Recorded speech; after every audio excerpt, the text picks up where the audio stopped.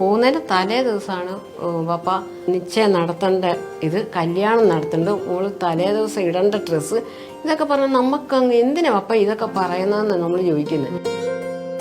ഒരു പനി വന്നിട്ട് ഒരാളെ ഹോസ്പിറ്റലിൽ കണ്ടിട്ടില്ല.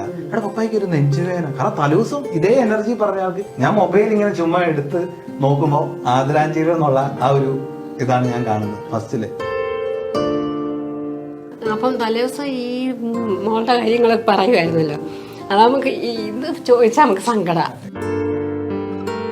പപ്പ പോയിട്ട് നമ്മളൊന്ന് പതറി നിൽക്കേണ്ട ഒരു സാഹചര്യം പപ്പയായിട്ട് ഒരുക്കിയിട്ടില്ല. ഇപ്പൊ ഈ അവസാന ഇതിൽ തന്നെ പപ്പ കണ്ടെത്തിയ പയ്യനാണ് ഈ പറയുന്ന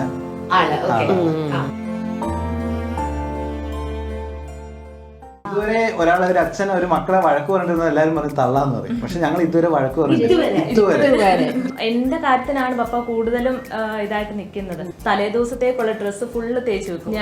എനിക്കൊന്നും ഇതുവരെ ചെയ്യണം. എനിക്ക് ഇപ്പോഴാണ് പപ്പ പോയതിനു ശേഷമാണ് ഞാൻ തന്നെ എന്റെ കാര്യങ്ങളൊക്കെ ചെയ്യുന്നത്. ഇപ്പൊ ജോലിയിൽ ഞാൻ എന്തെങ്കിലും ഇതാണെങ്കിൽ പപ്പ പറയും, മോനെ നിനക്ക് ഞാൻ അക്കൗണ്ടിലോട്ട് പൈസ ഇട്ട് തരാം, ജോലി വാങ്ങി പോട്ടെ, നീ ടെൻഷൻ അടിക്കണ്ട. ഞാൻ ആരും പറയണ്ട. ഇപ്പൊ കല്യാണം കഴിഞ്ഞാൽ പോലും പെണ്ണത് അറിയണ്ട, പപ്പ ഷൂട്ടുണ്ട് ഇപ്പുറം വഴി അക്കൗണ്ടിലേക്ക് ഇടും, നീ ചെലവഴിക്കുന്നത് നിന്റെ പൈസയാന്ന് ഓർത്തോട്ടെ. അപ്പൊ അമ്മ പറയും പപ്പ ഓരോന്ന് പറ.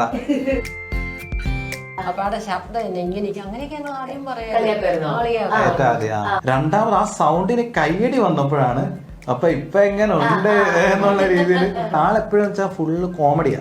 അതിപ്പോ ഈ സിനിമയ്ക്കകത്ത് കാണുന്ന പോലെയല്ല, നമ്മളെ ഇങ്ങനെ വായിക്കൊണ്ടിരിക്കും. ഉറങ്ങുമ്പോൾ പോലും ആണെങ്കിലും ജസ്റ്റ് കളിയാക്കുന്ന ഒരാളാണ് ആള്. മമ്മൂക്ക വിളിച്ചിട്ട് പ്രദീപേ ഈ സൗണ്ട് ഒറിജിനൽ ആണോ അതോ ഡ്യൂപ്ലിക്കേറ്റ് ആണോ എന്ന് ചോദിച്ചെന്ന്. ഈ ഡയറിക്കകത്ത് ആ ഡേറ്റ് വെച്ചിട്ട് ഇന്നത് മമ്മൂക്ക വിളിച്ചു. ഒരു പടത്തിന്റെ ഷോയ്ക്ക് പോയാൽ സിനിമ ആ ഒരു ഷോ ടൈം അഭിനയിച്ച ആർട്ടിസ്റ്റിനെ അവർ എഴുതി വെച്ചിരിക്കുക. നരിമാൻ തൊട്ട് മീശമാധവൻ തൊട്ട് ക്രോണിക് ബാച്ചർ ആള് പോയ വർഷം തൊട്ട്. അന്ന് സിനിമയിൽ പോലും ആളില്ലെങ്കിലും സിനിമയോട് അത്രയും സ്നേഹമുള്ളതുകൊണ്ടല്ലേ.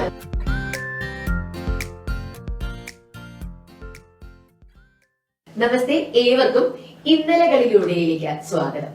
ഇന്നലകളിലൂടെ ഇന്ന് നമുക്കൊപ്പം ഉള്ളത് വളരെ സ്പെഷ്യലായ ഒരു ഫാമിലിയാണ്. കോട്ടയം എന്ന് പറയുമ്പോൾ തന്നെ നമുക്ക് എപ്പോഴും ഏറ്റവും ആദ്യം ഓർമ്മ വരുന്ന ഒരു ആർട്ടിസ്റ്റ് എന്ന് പറയുന്നത് കോട്ടയം പ്രദീപാണ്. വളരെ ഡിഫറെന്റ് ആയിട്ടുള്ള വളരെ വേറിട്ട രീതിയിലുള്ള ഒരു ഡയലോഗ് ഡെലിവറിയിലൂടെ വളരെ പ്രസന്നതയുള്ള മുഖവും ഒക്കെ നമ്മുടെ ഇവരുടെയും ഹൃദയം കവർന്നെടുത്ത ഒരു ബ്യൂട്ടിഫുൾ ആർട്ടിസ്റ്റ്. അദ്ദേഹം നമ്മളിപ്പോ വിട്ടുവരുന്നിട്ട് ഏകദേശം 1 വർഷം ആവുകയാണ്.